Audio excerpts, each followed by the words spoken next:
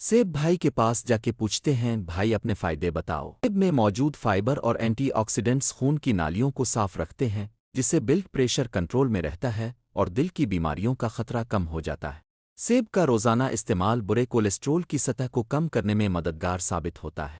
सेब में मौजूद विटामिन सी आपके जिस्म के दिफाई निज़ाम को मजबूत बनाता है, जिससे आप मौसमी बीमारियों और इन्फेक्शन से महफूज रहते हैं।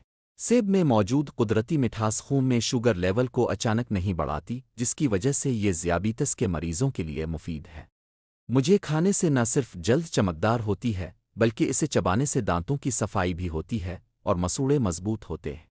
जदीद तहकीक के मुताबिक सेब का रस पीने से याददाश्त बेहतर होती है और ये बढ़ती उम्र में अल्जाइमर, भूलने की बीमारी के खतरे को कम करता है।